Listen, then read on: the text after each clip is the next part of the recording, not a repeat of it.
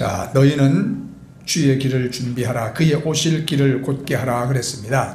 우리가 이제 주님이 이 땅에 오신 성탄절이 다가오고 있습니다. 오늘 말씀처럼 여러분들이 자, 주님 오실 길을 여러분 마음에 여러분 준비하는 시간 되기를 저는 간절히 바랍니다.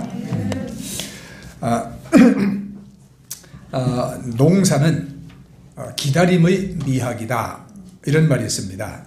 농사는 부지런히 심고 심었으면 이제 진득하게 추수를 기다리는 마음이 있어야 합니다.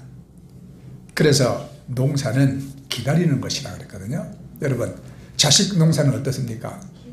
그렇죠. 기다려야 되잖아요. 네, 철없이 구는 그런 자식들, 이제 철들고 장성해서 참 부모의 기대에 이를 수 있도록까지 기다려야 합니다. 네. 목회는 어떻습니까, 여러분? 목회도 기다리는 거예요. 네. 학교의 학생들이 다 공부 잘하는 모범생, 우등생이 아니듯이 교회에 나오는 교인들도 다 주님이 기뻐하시는 여러분 알곡들, 성령 충만한 자들이 아닙니다. 그 가운데는 하나님의 기대에 못 미치는 그런 우리 교인들도 있습니다. 그러나 목회는 기다리는 것입니다. 왜냐하면 하나님이 기다리시는 하나님이시거든요. 이 세상은 과오를 범하거나 뭐 성적이 나쁘거나 기업체에서 뭐 실적을 못 올리거나 그러면 잘라버리지 않습니까? 해고다, 퇴사해라. 그런데 하나님은 절대 마지막 심판의 날까지 우리가 부족하고 연약해도 하나님은 해고 안 하십니다. 쫓아내지 않습니다. 하나님은 기다리는 하나님입니다. 네, 언젠가는 내가 온전한 믿음 위에 설 것이다. 내 믿음이 자랄 것이다. 하나님은 끝까지 기다려주시는 하나님이거든요. 자, 그래 또 우리 신앙도 여러분 기다리는 겁니다. 그렇죠? 성경에 보면 노아는 하나님의 말씀을 듣고 120년을 방주를 지으면서 하나님께 하신 말씀이 이루어질 것을 믿으며 기다렸습니다. 하늘에는 비가 올 기색도 전혀 없는데 묵묵히 하나님의 말씀이 실현될 것을 기다렸습니다. 그 결과 노아와 가족들은 구원을 받았습니다. 여러분, 이것이 곧 신앙이라는 거예요. 신앙. 우리가 교회 생활을 하면서 이제 기다리는 절기가 있거든요. 첫째는 사순절. 우리가 사순절에는 부활을 기다리고, 그 다음에 지금 우리가 지나고 있는 대림절은 이제 성탄을 기다리는 것입니다. 그냥 기다리는 것이 아니라 회개하고 우리가 사모하며 기다리는 겁니다. 오늘 우리가 읽은 성경 말씀이 세례 요한에 관한 말씀이죠. 세례 요한이 그렇게 성탄을 기다렸던 사람입니다. 성경은 세례 요한에 대해서 이렇게 쓰고 있습니다. 우리가 2절에 보면 안나스와 가야바가 대제사장으로 있을 때에 하나님의 말씀이 빈 들에서 사가랴의 아들 요한에게 임한지라, 그렇게 말씀했죠. 우리 이 말씀의 키워드는 뭐냐면 빈들입니다. 빈들. 하나님의 말씀이 빈들에서 사가랴의 아들 요한에게 임한지라. 왜 빈들의 말씀이었을까? 아니, 예루살렘 화로운 왕궁, 아니면은 대제사장이 버티고 있는 그런 성전, 근사한 예복을 차려입고 여러분 아주 권위 있게 있는, 그런데 왜 하나님의 말씀이 임하지 않고 저 빈들의 하나님의 말씀이 임했을까? 그럼 하나님의 말씀이 빈들에서 세례 요한에게 임한 것, 이 예수님이 오시는 것과 무슨 관련이 있는가? 우리가 성경에서 이것을 우리가 깨달아야 합니다. 여러분, 빈들은 비우는 곳이에요. 비우는 곳. 세례 요한이 하나님의 말씀을 받았던 빈들은 아무도 살지 않는 땅입니다. 사막은 아니지만 사람이 살 곳도 아니에요. 황무지요. 버림받은 땅입니다. 이스라엘의 에인케렘이란 마을이 세례 요한이 태어난 마을이거든요. 네, 에인케렘. 네, 제가 성지순례할 때 가봤어요. 거기 가면 세례 요한 기념교회가 있습니다. 그런데 이곳에 가면은 이곳은요, 아주 나무가 울창해요. 그 다음에 거기 가면은 올리브나무, 대추야자나무, 오렌지나무, 뭐 이런 과일나무도 그냥 아주 병풍처럼 다 둘러싸여 있고 아주 좋은 곳입니다. 이 세례 요한은 좋은 곳에서 태어났어요. 이스라엘이라는 광자가 많고 척박한 그런 나라 가운데서도 세례 요한은 환경이 좋은 데 태어났어요. 우리 속초처럼. 그런데 왜 세례 요한은 이 좋은 곳을 버리고 광야로 나갔을까? 누가복음 1장에 의하면 세례 요한은 제사장 가문에서 태어났습니다. 그 아버지와 어머니는 모두 레위 지파 사람이었죠. 옛날에 제사장은 세습제였습니다. 따라서 세례 요한은 아버지를 이어서 제사장이 될 사람이었습니다. 이제 고대 사회에서는 종교 지도자가 곧 사회 지도자였어요.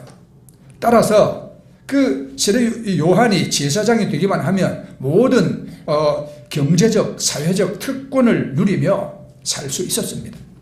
그런데 성경 보면 세례 요한이 제사장 되었다는 기록이 없습니다.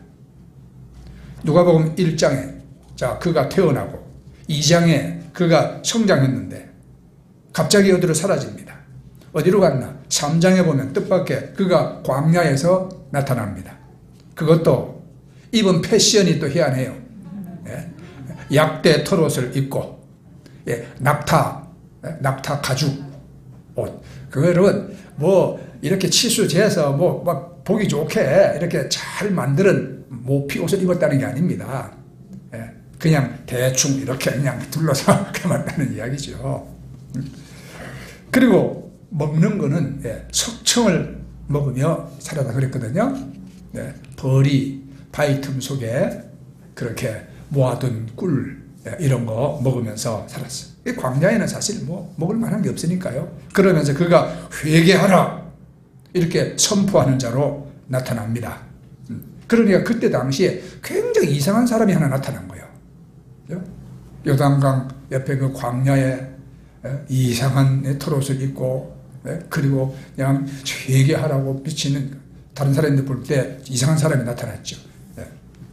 자, 왜 제사장의 아들로 태어난 그가 광야로 나갔는가? 이스라엘은 광야의 나라입니다.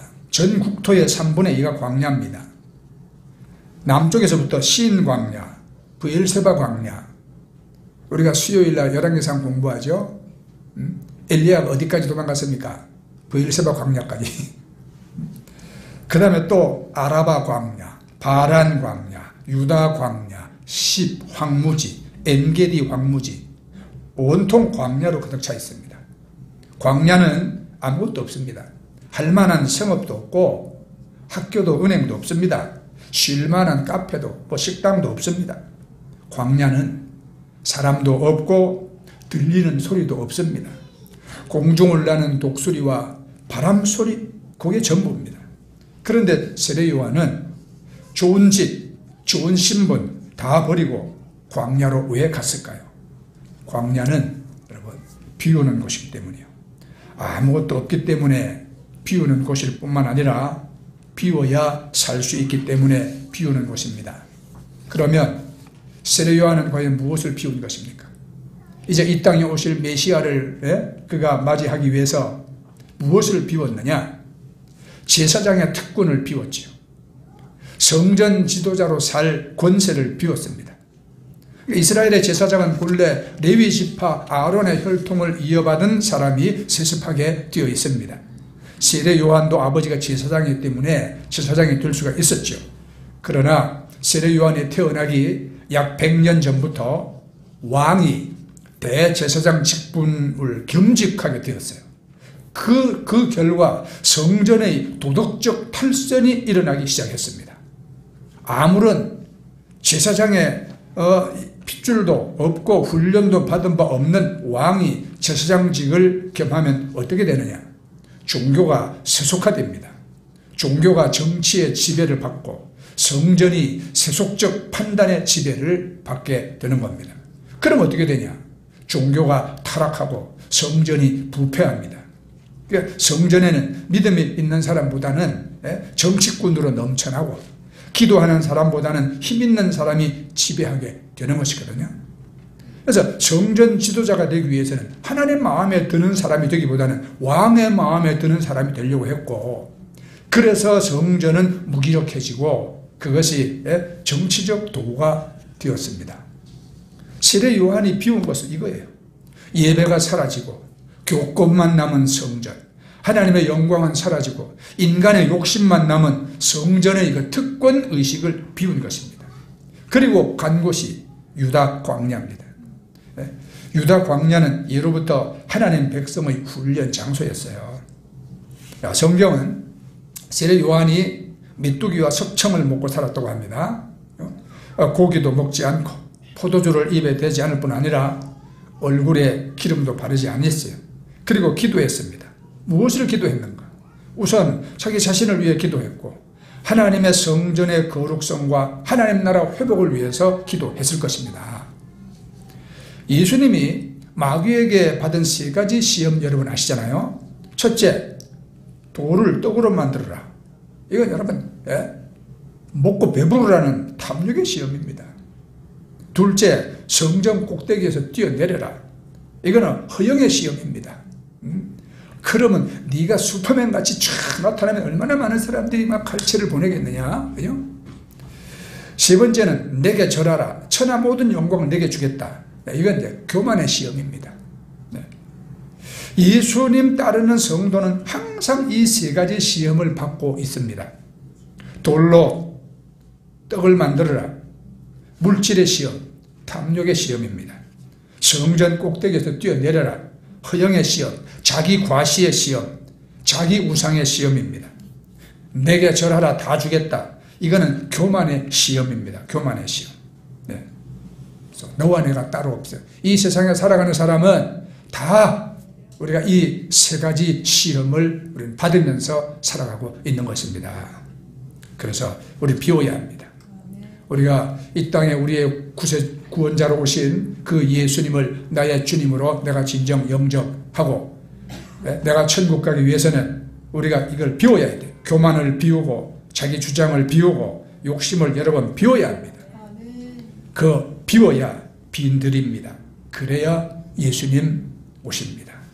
자, 두 번째, 빈들은 버리는 곳입니다. 광야는 비우는 곳이지만 비우기만 해서는 안 돼요. 버려야 돼요. 그래서 세례 요한이 외쳤습니다. 회개하라, 천국이 가까이 왔느니라. 회개는 2가지가 있습니다. 개, 2가지거든요. 뉘우치는 회, 고칠 개, 이 2자예요. 뉘우치기만 해서는 회개가 아닙니다. 고치기도 해야 합니다. 뉘우치기만 하고 계속 반복해서 또 그 죄를 짓는 사람들 많습니다. 세상에는. 그러나 뉘우치기만 해서는 회개가 아니에요. 고치기도 해야 합니다. 비우기만 해서는 안 돼. 버려야 합니다. 비우는 것이 소극적 회개라면 버리는 것은 적극적 회개입니다. 그래서 비우는 것도 힘들지만 버리는 것 더 힘듭니다. 그래서 무엇인가 버리게 할 만한 능력이 임해야 합니다. 무엇으로 버리냐? 2절에요. 하나님의 말씀이 빈들에서 사가랴의 아들 요한에게 임한지라. 여기 빈들에서 하나님의 말씀이 세례 요한에게 들려왔다. 이거 중요한 겁니다.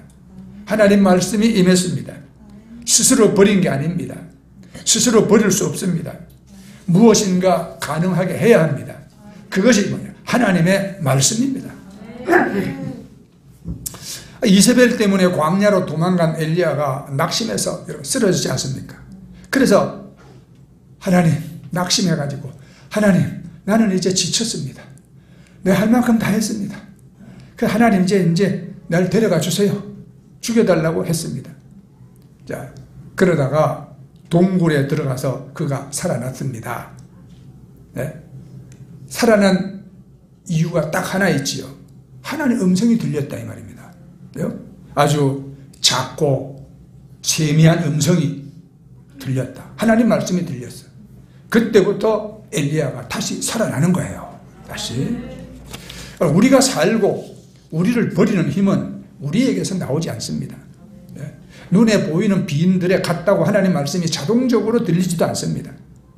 하나님의 말씀이 빈들에서 사가랴의 아들 요한에게 임한지라 빈들같이 자기를 비운 사람의 마음속에 하나님 말씀이 임하면 그때부터 자기를 버릴 힘을 얻게 되는 것입니다. 자, 어느 날 이발사와 목사가 나란히 길을 걷게 됐습니다. 이발사가 먼저 말했습니다. 목사님, 만일 하나님이 살아계시면 왜 이 세상이 이렇게 악하고 가난합니까? 네. 그때 마침 거지 하나가 머리를 그냥 길어서 산발을 해가지고 지저분한 모습으로 걸어가는 걸 보고 이제 목사가 말했습니다. 네. 왜 저 사람은 이발사가 있는데 머리를 깎지 않고 저러고 있어요? 그러니까 이발사가 대답합니다. 저 사람이 이발사에게 오지 않기 때문입니다. 그때 목사가 말했어요. 마찬가지로 사람들이 하나님께 오지 않으니 세상이 이 모양입니다. 나는 이 이야기를 나오나한테 해주고 싶어. 테스 형, 세상이 왜 이래? 그 답을 주잖아, 사람들이. 그죠? 하나님께 안 나오니까 세상이 이 모양이죠. 우리가 하나님께 돌아가지 않으면 세상이 왜 이렇게 악하고 엉망이냐고 물어서는 안 됩니다. 물이 많아도 마시지 않으면 목마르게 되어져 있어요. 미장원이 아무리 많아도 안 가면 여러분들 머리 못 다듬잖아요. 하나님께 돌아가야 합니다. 그럼 여러분 회개가 뭡니까? 하나님께 돌아가는 겁니다. 우리가 구약에서 짧지만 핵심적인 세 구절이 있어요. 이걸 여러분들이 암송하면 좋습니다. 자, 첫째, 구약 맨 끄트머린 말라기 3장 7절에 그런즉 내게로 돌아오라. 그리하면 나도 너희에게로 돌아가리라. 아멘? 예, 깁니까? 좀 길다고 생각해 보시죠. 그럼 좀 짧은 거. 이사야 44장 22절. 너는 내게로 돌아오라. 내가 너를 구속하였습니다. 아까보다 조금 짧지요? 이것도 깁니까? 그럼 더 짧은 거 이제. 가장 짧은 거. 구약성경 아모스서 5장 4절. 너희는 나를 찾으라. 그리하면 살리라. 아멘. 자, 그래서 세례 요한은 구체적으로 무엇을 버리라고 말합니까? 우리가 이 성경을 11절부터 14절까지 쭉 읽어보면 세 종류의 사람이 나옵니다. 첫 번째 부자들입니다. 자, 누가복음 3장 10절, 11절 보면 이제 이상한 사람이 광야에 나타나서 막 회개하라고, 이제 막 하나님의 나라가 가까웠다고 막 선포합니다. 사람들이 궁금하잖아요. 호기심이 발동하잖아. 그래서 막 광야로 몰려와서 이제 그 말을 듣는 겁니다. 요즘 같으면 하도 보고 들을 게 많아가지고 사람들이 별로 관심을 안 가질 수도 있어요. 그러나 옛날 그때 고대 사회에는 오늘날처럼 뭘 보고 듣고 즐길 오락거리가 그렇게 여러 많지 아니했지 않습니까? 그러니까 사람들이 저 광야에 이상한 사람이 나타났다. 혹시 선지자인지도 모른다. 무슨 말씀을 하나 가져 들어보자. 막 몰려왔죠. 자, 누가복음 3장 10절 11절 말씀 보면 무리가 물어가로되 그러하면 우리가 무엇을 하리이까? 자, 요한이 대답하여 가로되 옷 2벌 있는 자는 옷 없는 자에게 나눠줄 것이요 먹을 것이 있는 자도 그렇게 할 것이니라 하고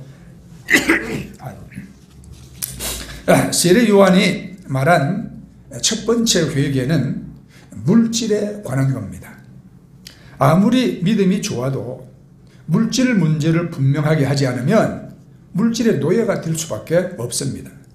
물질 문제의 기본은 그 물질의 하인이 되지 않고 물질의 주인이 되는 것입니다. 이것을 위해서 자기 것을 내놓는 훈련을 부지런히 해야 합니다. 신명기 15장 7절 8절 말씀 보면 내 하나님 여호와께서 내게 주신 땅 어느 성읍에서든지 가난한 형제가 너와 함께 거주하거든 그 가난한 형제에게 내 마음을 완악하게 하지 말며 내 손을 움켜쥐지 말고 반드시 내 손을 그에게 펴서 그에게 필요한 대로 쓸 것을 넉넉히 구워주라 그랬습니다. 여러분 다 같이 한번 외쳐봅시다.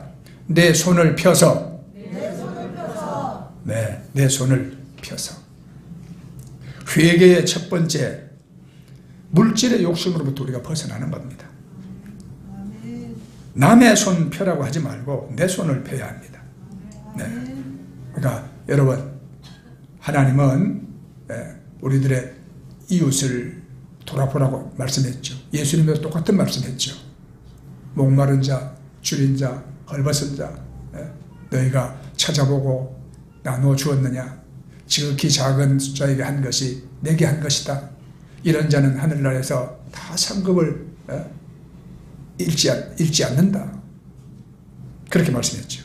그래서 자 우리가 여러분들이 교회에 헌금을 내서 교회가 우리가 선한 사업도 하고 또 여러분들 스스로가 이웃을 돌아보고 정말 오른손이 한 것을 왼손이 모르게 우리가 이웃들에게 우리가 베풀고 돕고 선행을 우리가 하는 것입니다.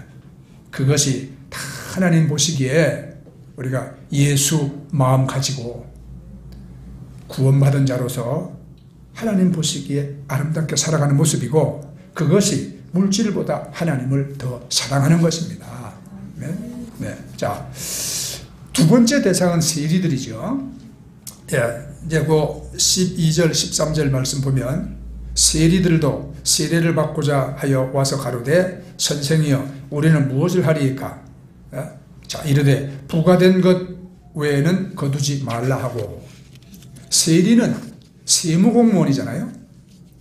당시 세리는 백성들의 세금을 과다하게 책정을 해가지고 자기 배를 채우는데 아주 급급했어요.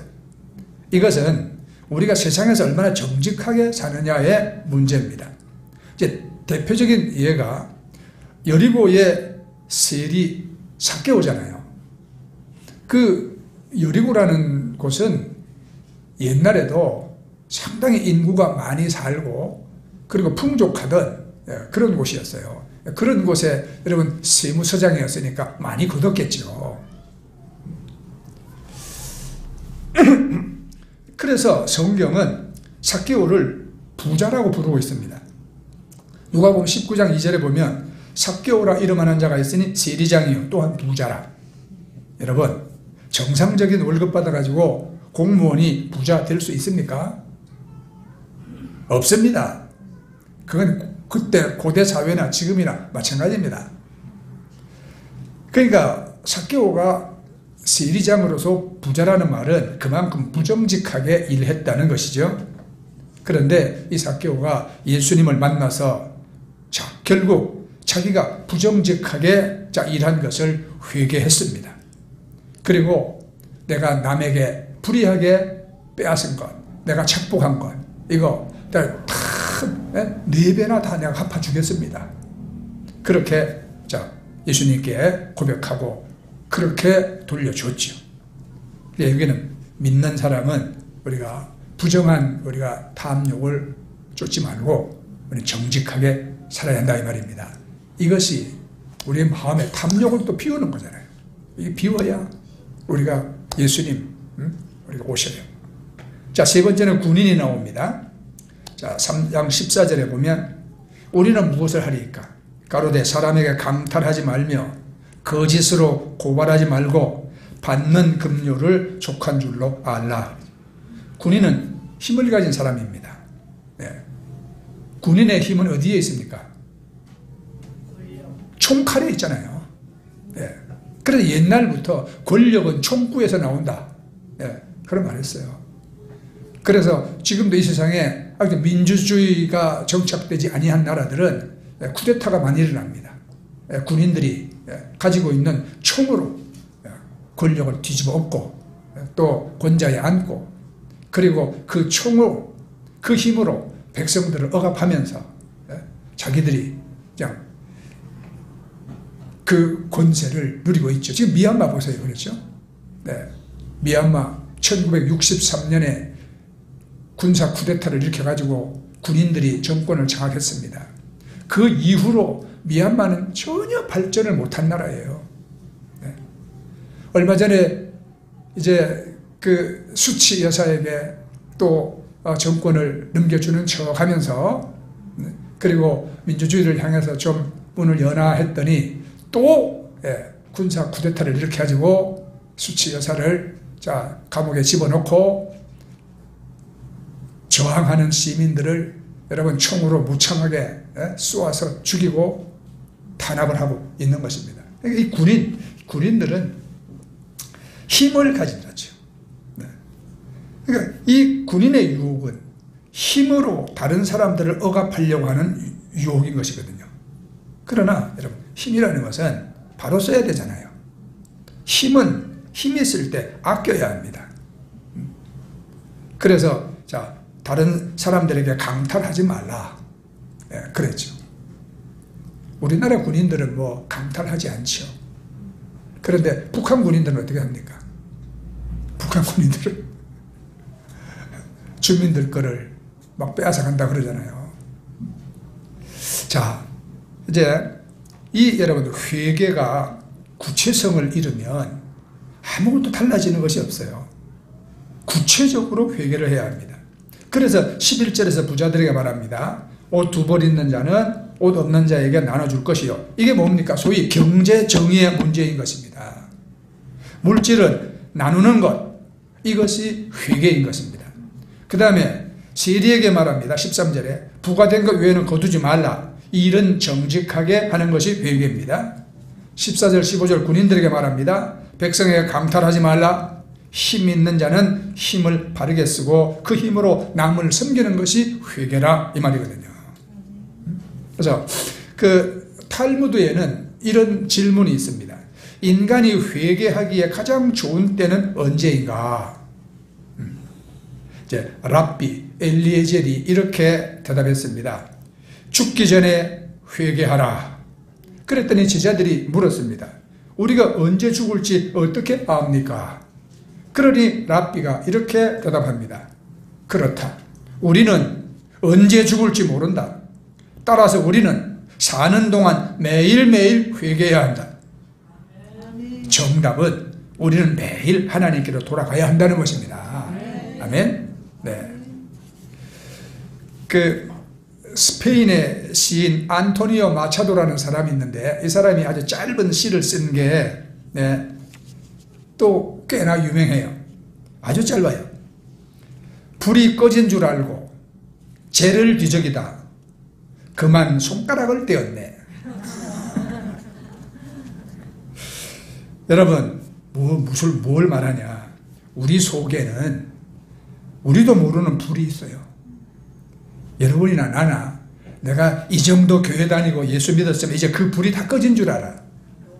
그런데 어느 날 나도 모르게 그 불이 확 살아나오면서 나를 죄짓게 합니다. 교만의 불, 탐욕의 불, 분노의 불, 미움의 불, 어느 순간 확 살아나올 때가 있어요. 그래서 우리는 평생 자만할 수 없습니다.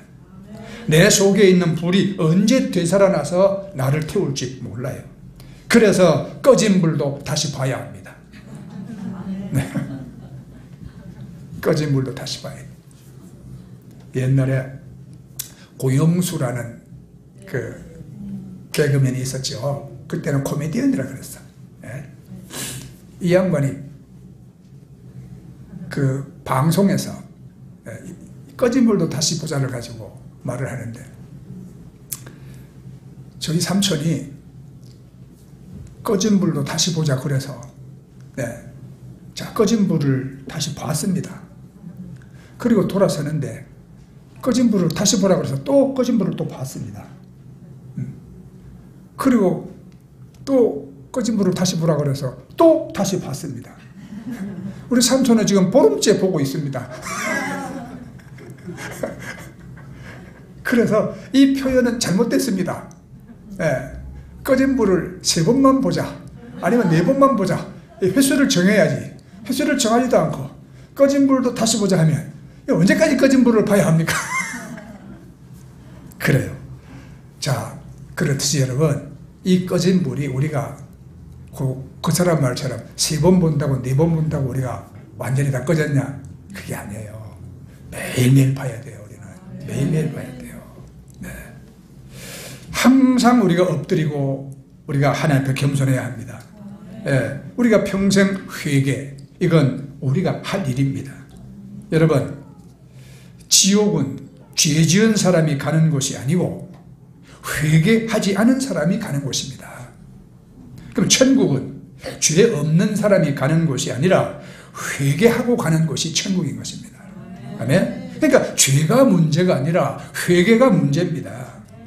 그래서 종교개혁을 이렇게 루터는 이렇게 말했죠. 주여, 내 속에 선한 것이 아무것도 없습니다. 나를 불쌍히 여기소서. 아멘. 네. 자, 마지막으로 빈들은 이제 여러분 기다리는 곳입니다. 광야에서 회개를 외쳤던 세례 요한은 그 뒤에 어떻게 되었을까요? 세례 요한이 훌륭한 것은 끝까지 자신을 메시아라고 하지 않고 메시아를 기다리라고 증거하는 자세를 가졌다는 겁니다. 이게 쉽지 않았던 것은 당시 유대인들은 예수님보다 오히려 세례 요한을 더 메시아에 가까운 인물로 여겼기 때문입니다. 예수님 시대 역사가 요세푸스라는 사람이 쓴 유대인 고대사에 보면 이런 이야기가 나옵니다. 세례 요한은 의로운 인물이었다. 그는 서로 의를 행하고 살 것과 하나님 앞에서 경건하게 살 것을 강조하면서 그렇게 하고 와서 세례를 받으라고 말했다. 요한의 말을 듣고 감동한 사람들이 구름대처럼 몰려들자. 여러분, 이쯤 되면 내가 메시아다 하고 말할 수 있었습니다. 그를 따르는 수많은 사람들을 보면서 유혹을 받을 수도 있었어요. 그러나 자, 요한은 끝까지 자기는 메시아가 아니라고 말했습니다. 그리고 예수님이 지나가시니까 저분이 하나님의 어린 양이라고 선포를 했고, 자기는 감히 예수님의 신발끈을 풀기도 감당치 못할 자라고 겸손해했습니다. 이 겸손한 자기 자리 지키기가 세례 요한을 위대한 인물로 만들고 예수님을 인류의 구주가 되게 했습니다. 여러분, 끝까지 예수님만 바라보는 것이 얼마나 중요합니까? 우리가 스스로 여러분 자만하지 않고 내가 그 처음 믿을 때 믿은 그 믿음을 우리가 견지한다는 것이 얼마나 여러분 소중한 말입니까? 사람들에게 인기가 있을 때, 지위가 높아질 때, 재산이 늘어날 때, 주여, 나는 아무것도 아닙니다. 오직 예수님만 중요합니다. 이렇게 말할 수 있다는 것이 여러분 얼마나 아름다운 믿음입니까? 그렇죠?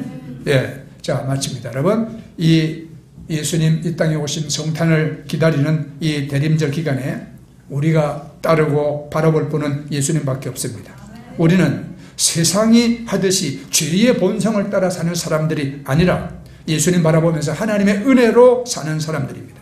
그래서 여러분, 이 대림절에 모두 주님을 바라보십시다. 세례 요한처럼 자기를 비우고 여러분 우리 주님을 바라보십시다. 세상적인 본성으로 우리가 살지 맙시다. 예. 빈들 같은 우리 마음에 주 예수님 옷이 없어서 하고 여러분 이제 우리 함께 우리 찬양하고 기도하도록 하겠습니다.